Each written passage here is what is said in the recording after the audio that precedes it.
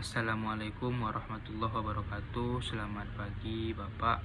Perkenalkan, saya Habila Rosyidan Nur Akbar dengan NIM 23011111783. Baiklah, pada pagi hari ini saya akan menjawab pertanyaan ujian akhir semester mata kuliah Tata Kelola Kehutanan. Baiklah, langsung saja untuk soalan pertama, itu jelaskan urgensi mempelajari mata kuliah Tata Kelola Kehutanan.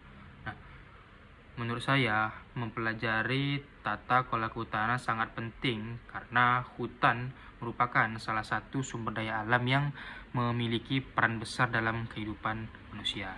Hutan tidak hanya menghasilkan kayu dan berbagai hasil hutan lainnya, tetapi hutan juga berfungsi sebagai penyedia oksigen, penyerap karbon, pengatur tata air, dan juga serta habitat jenis flora dan fauna.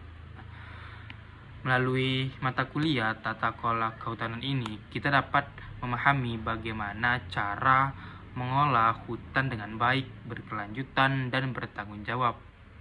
Pengolahan hutan yang baik juga diperlukan untuk mencegah berbagai masalah seperti deforestasi, kebakaran hutan, pembakaran rian, dan kerusakan lingkungan yang dapat menyebabkan kerugian masyarakat maupun negara. Selain itu, mempelajari mata kuliah Tata Kelola Kehutanan ini juga bisa membantu kita untuk memahami peran pemerintah, masyarakat, atau sektor swasta dan berbagai pihak untuk menjaga kelestarian hutan.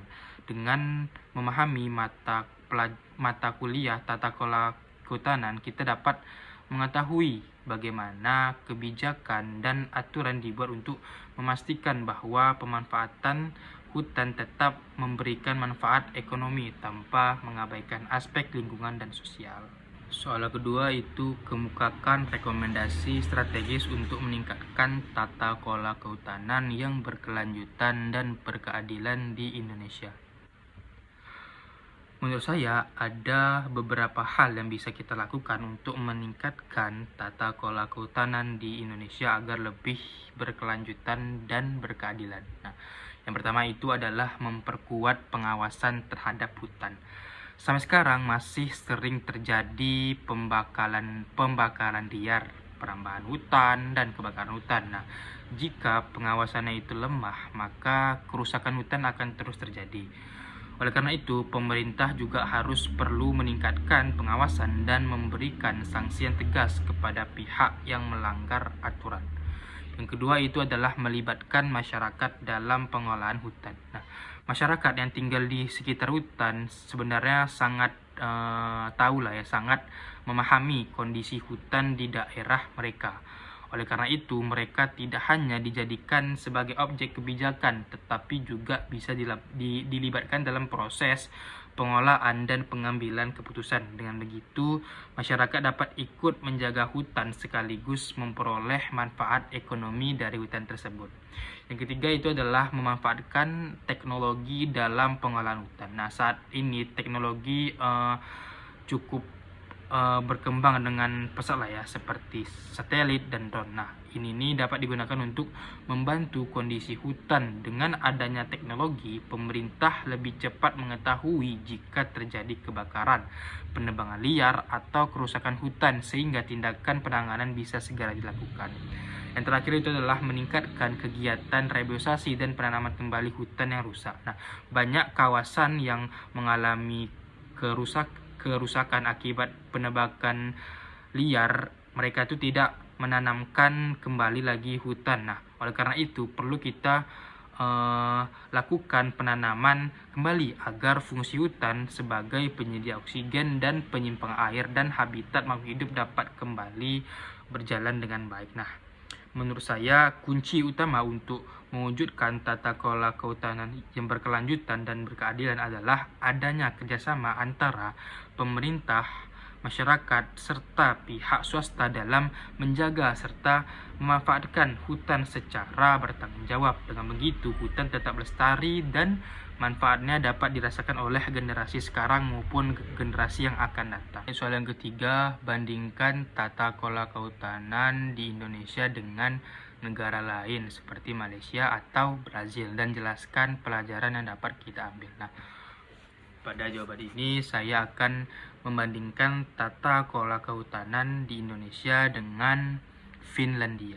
Nah, Indonesia merupakan salah satu negara yang memiliki kawasan hutan tropis terbesar di dunia. Hutan Indonesia juga memiliki banyak manfaat, mulai dari menjaga keseimbangan lingkungan, menjadi habitat berbagai satwa, hingga memberikan penghidupan bagi masyarakat. Namun, di Indonesia masih juga menghadapi berbagai tantangan seperti deforestasi, kebakaran hutan, pembakaran rian, dan alih fungsi lahan.